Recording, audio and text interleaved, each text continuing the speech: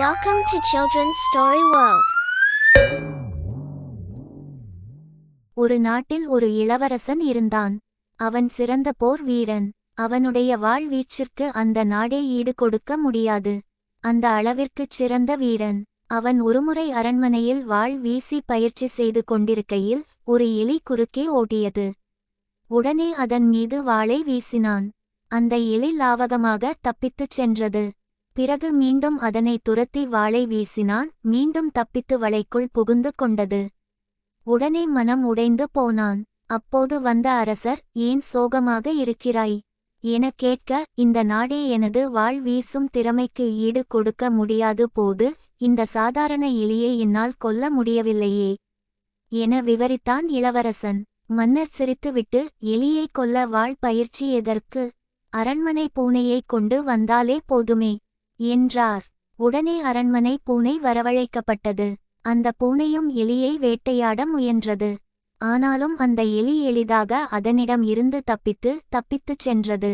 மீண்டும் இளவரசருடன் அரசரும் சோகமானார். அப்போது மந்திரி வந்தார். என்ன அரசே, நீங்களும் இளவரசரும் சோகமாக இருக்கிறீர்கள் என்றார். அதற்கு அரசர் நடந்ததை கூறினார். நம் நாட்டு பூனைகள் எதற்கு லாயக்கு? ஜப்பான், பாரசீகம் போன்ற நாடுகளில் உள்ள பூனைகள் புலி உயரம் உள்ளன. எனவே அங்கிருந்து வரவழைப்போம் என்றார் மந்திரி. அதேபோல் அந்நாடுகளில் இருந்து பூனைகள் வரவழைக்கப்பட்டன.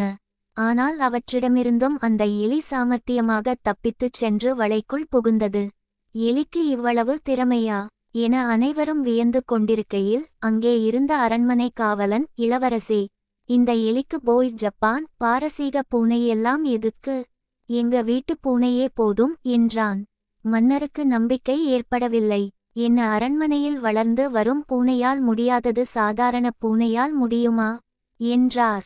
உடனே இளவரசர் மறித்து, சரி, எடுத்து வா உனது பூனையை என்றார். வீட்டிற்குச் சென்று தனது பூனையை கொண்டு வந்தான் காவலன்.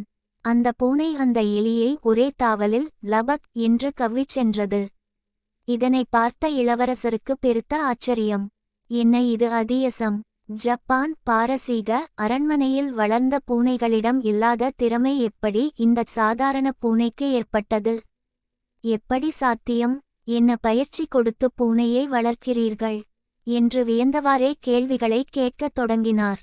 அதற்கு காவலாளி, பெரிதாக என் பூனைக்கு திறமையோ பயிற்சிகளோ எதுவும் இல்லை இளவரசே.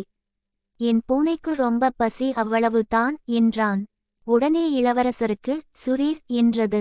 அரண்மனைக்குள் பூனைகள் நன்கு தின்று கொழுத்திருப்பதால் அவற்றுக்கு பசி என்பதே என்னவென்று தெரிய வாய்ப்பில்லை.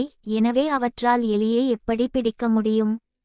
ஆக எந்த ஒரு வேலையையும் வெற்றிகரமாக செய்து முடிக்க வேண்டுமென்றால் முதலில் அதனை பற்றிய பசி அல்லது தேவை இருக்க வேண்டும். அப்போது தான் அந்த காரியத்தை கச்சிதமாக செய்து முடிக்க முடியும்.